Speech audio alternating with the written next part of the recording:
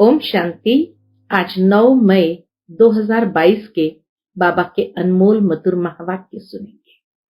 और आज की मुरली में बाबा कहे, बच्चे तुम्हें नेचर क्योर करना है। कैसे करेंगे सो भी बाबा सिखाते हैं।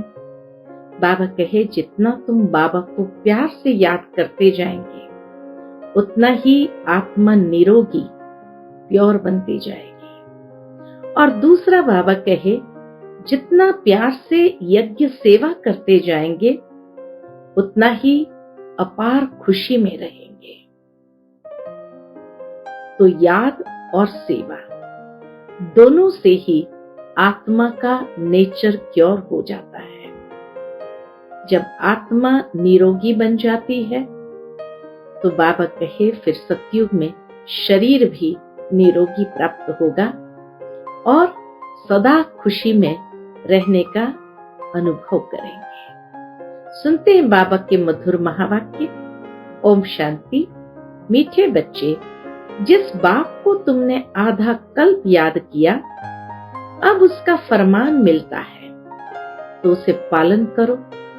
इससे तुम्हारी चढ़ती कला हो जाएगी। प्रश्न है आज की मुरली से, तुम बच्चों को अपनी नेचर क्योर आप ही करनी है। कैसे? उत्तर है, एक बाप की याद में रहने और यज्ञ की प्यार से सेवा करने से नेचर क्योर हो जाती है। क्योंकि याद से आत्मा निरोगी बनती है और सेवा से अपार खुशी रहती है। तो जो याद और सेवा में बिजी रहते हैं उनकी नेचर क्योर होती रहती है। आज के मुरली से पहले गीत बजा है, तूने रात गवाई सो के, दिवस गवाया खा के। ओम शांति। बच्चों ने गीत सुना, मालाएं फिरते फिरते युग बीते। कितने युग? 2 युग। सतयुग त्रेता में तो कोई भी माला नहीं फेरते हैं। कोई की भी बुद्धि में यह नहीं है कि हम ऊंच जाते हैं फिर नीचे आते हैं। हमारी अब चढ़ती कला होती है, हमारी अर्थात भारत की। हमारी चढ़ती कला अर्थात पूरे भारत की चढ़ती कला। जितनी भारतवासियों की चढ़ती कला और उतरती कला होती है उतना और कोई की भी नहीं। भारत ही श्रेष्ठाचारी और भ्रष्टाचारी बनता है। भारत ही निर्विकारी, भारत ही विकारी। सारी कहानी है ही भारत पर। और खंडों व धर्मों से इतना तैलुक नहीं है। चढ़ती कला उतरती कला का बाबा कहे, और खंडों और धर्मों से इतना तैलुक नहीं, अर्थात इतना संबंध नहीं। वह कोई हेवन में नहीं आते हैं। भारतवासियों के ही चित्र है, बरोबर राज्य करते थे। तो बाप समझाते हैं, तुम्हारी अब चढ़ती कला है। जिसका हाथ पकड़ा है वह तुमको साथ ले जाएंगे। ये गारंटी बाबा ही दे सकता है कि जिसका हाथ पकड़ा है वह तुमको साथ ले जाएंगे। हम भारतवासियों की ही चढ़ती कला है। मुक्ति में जाकर फिर जीवन मुक्ति में आएंगे। आधा कल्प देवी देवता धर्म का राज्य चलता है। 21 पीढ़ी चढ़ते हैं फिर उतरती कला हो जाती है। कहते हैं, चढ़ती कला तेरे भाने सर्व का भला। हमारी चढ़ती कला से सारे संसार की आत्माओं का भला हो जाता है। कैसे? हम तो जाएंगे नई दुनिया में, लेकिन बाकी सब आत्माओं को भी मुक्ति का वर्षा तो मिलता ही है। तो इसीलिए बाबा कहते हैं चढ़ती कला तेरे भाने सर्व का भला। अब सर्व का भला होता है ना, परंतु चढ़ती कला और उतरती कला में तुम आते हो। इस समय भारत जितना कर्ज लेता है उतना और कोई नहीं लेते। बच्चे जानते हैं हमारा भारत सोने की चिड़िया था, बहुत शाहूकार थे। अभी भारत की उतरती कला पूरी होती है। विद्वान आदि तो समझते हैं कलयुग की आयु अजून 40,000 वर्ष चलनी है, बिल्कुल ही घोर अंधियारे में है। समझाना भी बड़ी युक्ति से है। बाबा कहे ऐसे विद्वानों को भी समझाना बड़ी युक्ति से है, नहीं तो भगत लोग चमक जाते हैं। पहले पहले तो कैसे समझाना है सो भी बाबा सिखाते। पहले पहले तो परिचय 2 बाप का देना है, 2 बाप का परिचय देना है। भगवान वाच है कि गीता सबका माई बाप है। वर्षा गीता से मिलता है, अर्थात गीता ज्ञान से प्राप्त होता है। बाकी सब है उनके बच्चे, इसीलिए गीता माता कहा। बाकी सब वेद पुराण उपनिषद सारे शास्त्र जो है वो सब है उनके बच्चे। बच्चों से वर्षा मिल न सके, तुम बच्चों को गीता से वर्षा मिल रहा है ना। गीता माता का फिर पिता भी है। बाइबल आदि कोई को भी माता नहीं कहेंगे। दुनिया के किसी धर्म शास्त्र को माता शब्द नहीं लगाया गया। न बाइबल माता है, न कुरान माता है, न धर्म पद माता है, सिर्फ गीता को ही माता कहा गया है। तो बाबा कहे बाइबल आदि कोई को भी माता नहीं कहेंगे। तो पहले पहले पूछना है। क्या पूछेंगे सबको? पहले पहले पूछना ही यह है कि परम पिता परमात्मा से तुम्हारा क्या ताल्लुक है, क्या संबंध है? सभी का बाप एक है ना, सभी आत्माएं भाई भाई है ना, एक बाप के बच्चे। बाप मनुष्य सृष्टि रचते हैं किसके द्वारा?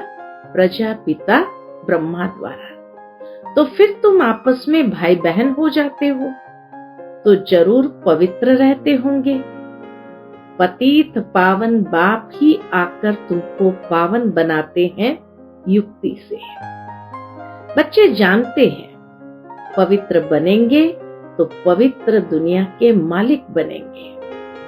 बहुत भारी आमदनी है, कोई छोटी मोटी प्राप्ति नहीं है, बहुत भारी आमदनी है। कौन ऐसा होगा जो 21 जन्म की बादशाही लेने के लिए पवित्र नहीं बनेगा? और फिर श्रीमत भी मिलती है। जिस बाप को आधा कल्प याद किया है उनका फरमान तुम नहीं मानेंगे? अब कहे ऐसे युक्ति से पूछो कि जिस बाप को आधा कल्प याद किया है उनका फरमान तुम नहीं मानेंगे, उनके फरमान पर नहीं चलेंगे तो तुम पाप आत्मा बन जाएंगे। यह दुनिया ही पाप आत्माओं की है। राम राज्य पुण्य आत्माओं की दुनिया थी, अब रावण राज्य पाप आत्माओं की दुनिया है। अभी तुम बच्चों की चढ़ती कला है, तुम विश्व के मालिक बनते।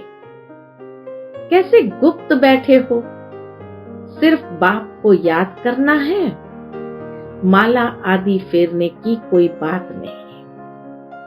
बाप को याद करते तुम काम करो। बाबा सिखाते हैं बाप को याद करते तुम काम करो। बाबा आपके यज्ञ की सेवा स्थूल सूक्ष्म दोनों हम कैसे इकट्ठे करते हैं? बाबा ने फरमान किया है ऐसे याद करो।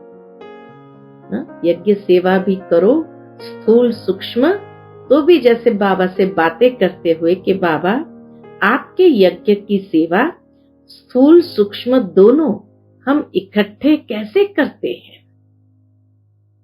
बाबा ने फरमान किया है ऐसे याद करो। नेचर क्योर कराते हैं ना, दुनिया में आजकल नेचर क्योर कराते हैं ना, तुम्हारी आत्मा क्योर होने से शरीर भी क्योर हो जाएगा। सिर्फ बाप की ही याद से तुम पतित से पावन बनते हो। पावन भी बनो और यज्ञ की सेवा भी करते रहो। सर्विस करने में बड़ी खुशी होगी। हमने इतना समय बाप की याद में रह अपने को निरोगी बनाया अथवा भारत को शांति का दान दिया। भारत को तुम शांति और सुख का दान देते हो। कैसे? श्रीमत पर। दुनिया में आश्रम तो ढेर है, परंतु वहां कुछ भी है नहीं, प्राप्ति कुछ भी नहीं है। उनको ये पता ही नहीं कि 21 पीढ़ी स्वर्ग का राज्य कैसे मिलता है। तुम अभी राजयोग की पढ़ाई करते हो। वो लोग भी कहते रहते हैं कि गॉड फादर आ गया है। कहाँ है? जरूर इतनी फीलिंग जरूर आती है कि कहाँ तो आ गया है। सो तो जरूर होगा ना। विनाश के लिए बॉम्ब्स भी निकल चुके हैं। जरूर बाप ही हेवन की स्थापना, हेल का विनाश कराते होंगे। यह तो नर्क है ना। कितनी लड़ाई मारा मारी आदि है। बहुत डर है। बच्चों को कैसे भगाकर ले जाते हैं। कितने उपद्रव होते हैं। अभी तुम जानते हो कि यह दुनिया बदल रही है। कलयुग बदल फिर सतयुग हो रहा है। हम सतयुग की स्थापना में बाबा के मददगार हैं। हम सतयुग की स्थापना में बाबा के मददगार हैं। ब्राह्मण ही मददगार होते हैं। प्रजापिता ब्रह्मा से ब्राह्मण पैदा होते हैं। वह है कुख वंशावली, तुम हो मुख वंशावली। वह ब्रह्मा की संतान तो हो न सके, तुमको एडॉप्ट किया जाता है। तुम ब्राह्मण हो, ब्रह्मा की औलाद। प्रजापिता ब्रह्मा तो संगम पर ही हो सकता है। ब्राह्मण सो फिर देवी देवता बनते हैं। तुम उन ब्राह्मणों को भी समझा सकते हो कि तुम कुख वंशावली हो। कहते हो ब्राह्मण देवी देवता नमः। दुनिया में भी ये कहते हैं ब्राह्मण देवी देवताएं नमः। ब्राह्मणों को भी नमस्ते, देवताओं को भी नमस्ते करते हैं, परंतु ब्राह्मणों को नमस्ते तब करे जबकि अभी हो। संगम युग के ब्राह्मण ही नमन योग्य है, क्योंकि पवित्र रहते हैं। तो इसीलिए बाबा कहे ब्राह्मणों को नमस्ते तब करे जबकि अभी हो। समझते हैं ये ब्राह्मण लोग हैं। तन मन धन से बाबा की श्रीमत पर चलते हैं। वह ब्राह्मण जिस्मानी यात्रा पर ले जाते हैं। यह तुम्हारी है रूहानी यात्रा। तुम्हारी यात्रा कितनी मीठी है। वह जिस्मानी यात्राएं तो ढेर है। गुरु लोग भी ढेर है। सबको गुरु कह देते। अभी तुम बच्चे जानते हो हम मीठे शिव बाबा की मत पर चल उनसे वर्षा ले रहे हैं ब्रह्मा द्वारा।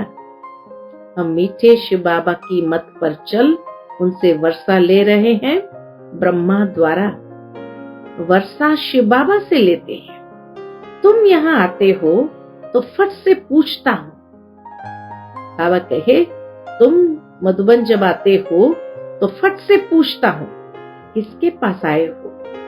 शुरू शुरू में साकार बाबा पूछते थे किसके पास आए हो।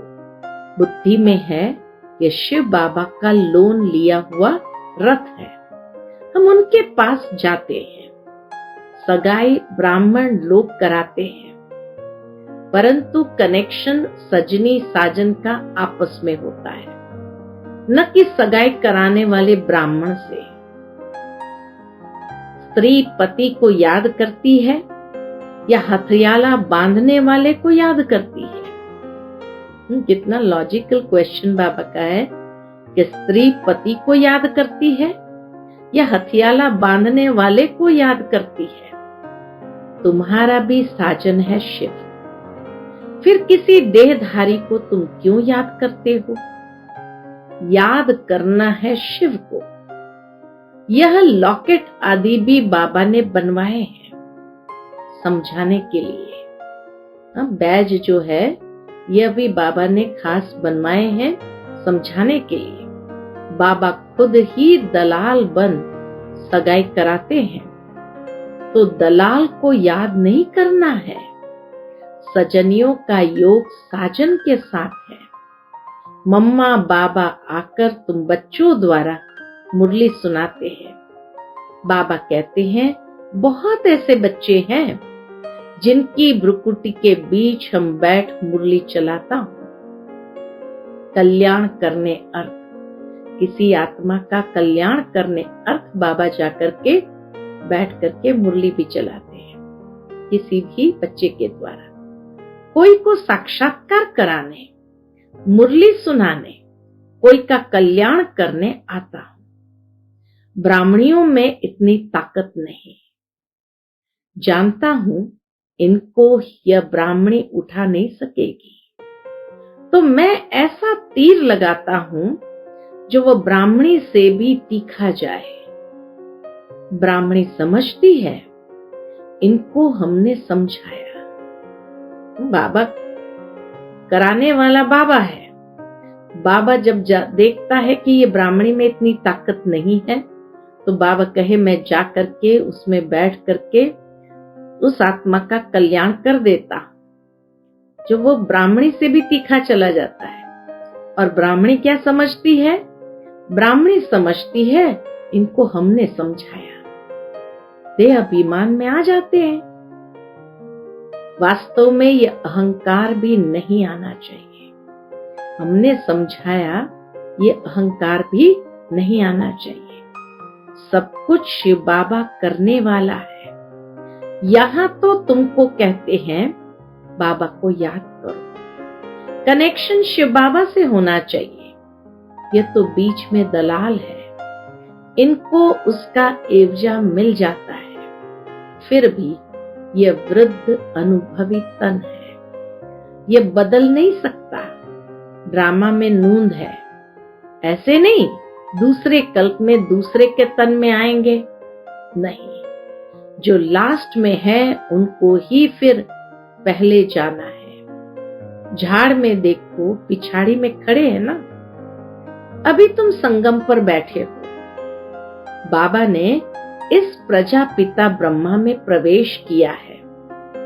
जगत अम्बा है कामधेनु, और कपिल देव भी कहते हैं।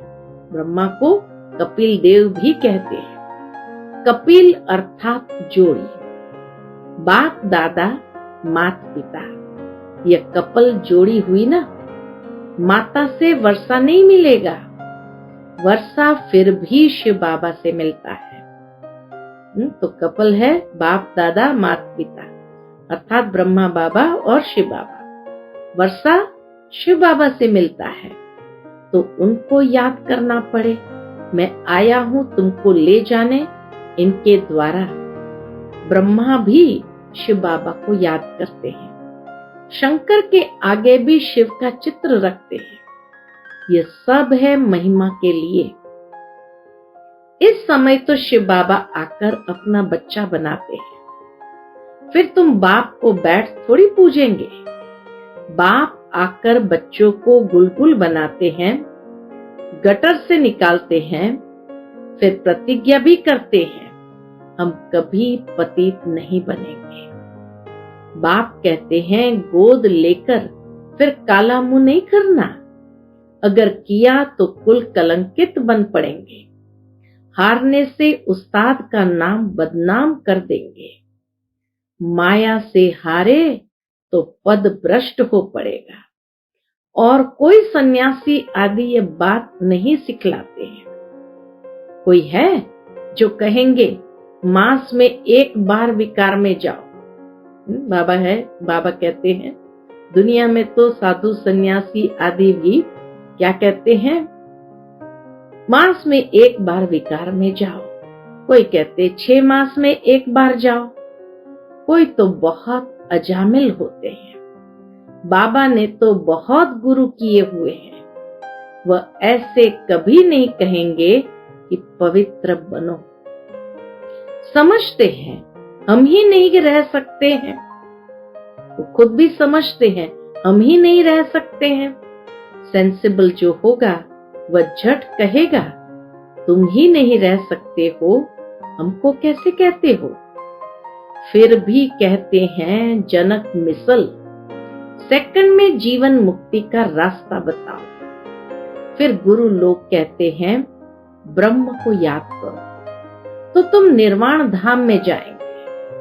जाते तो कोई नहीं है, ताकत ही नहीं, सर्व आत्माओं के रहने का स्थान है मूल वतन, जहां हम आत्माएं स्टार मिसल रहती है।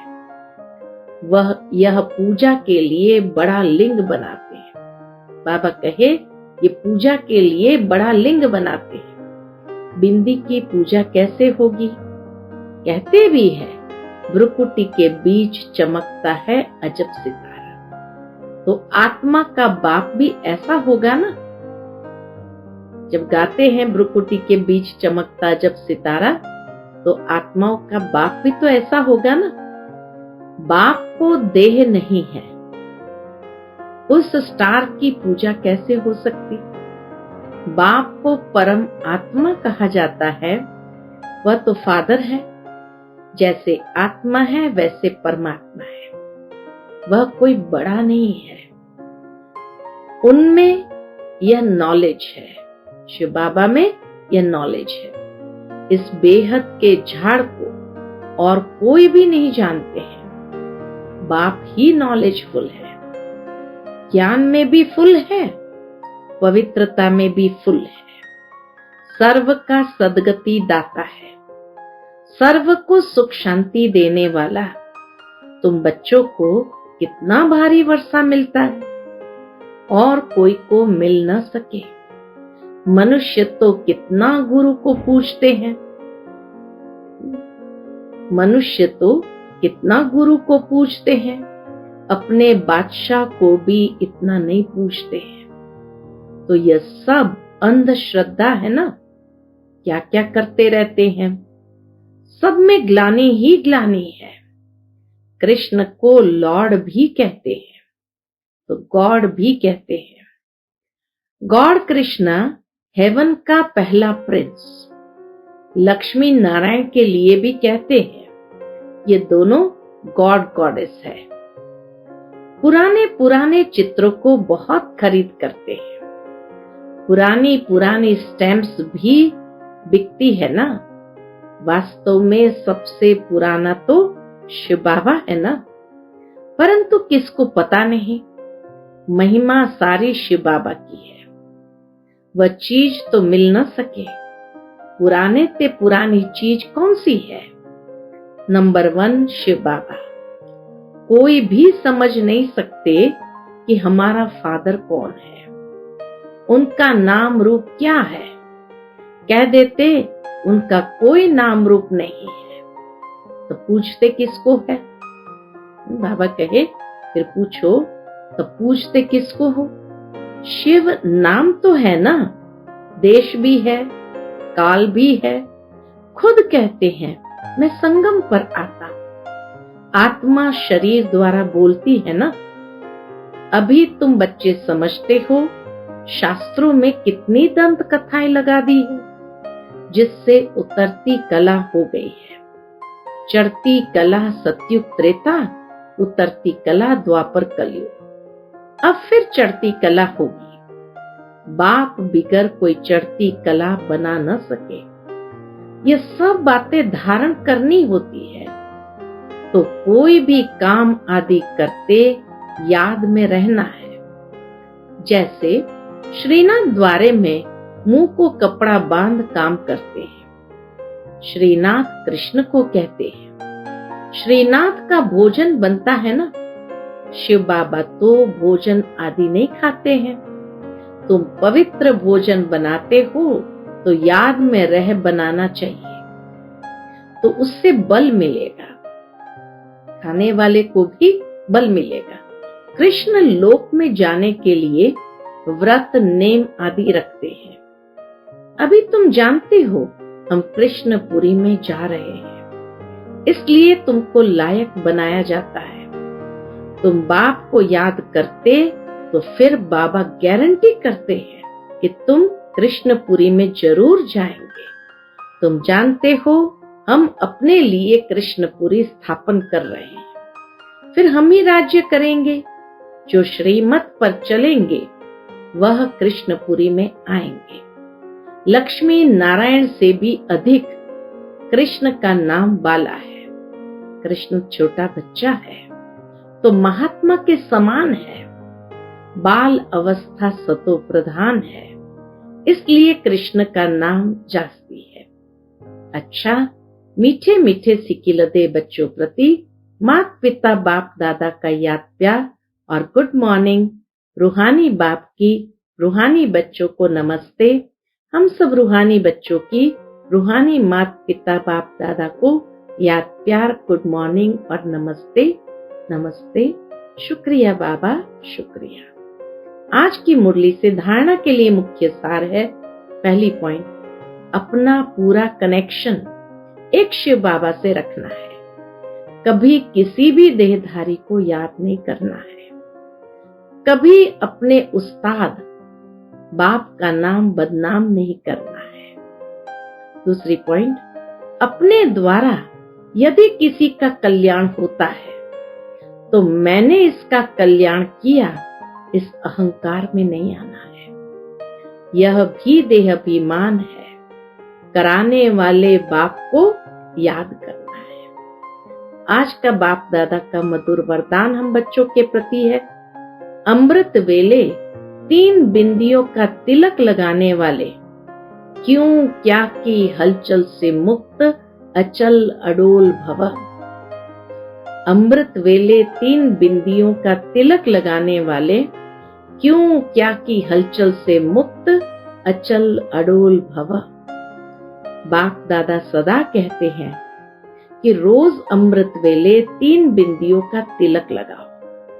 आप भी बिंदी, बाप भी बिंदी, और जो हो गया, जो हो रहा है, नथिंग, तो फुल स्टॉप भी बिंदी।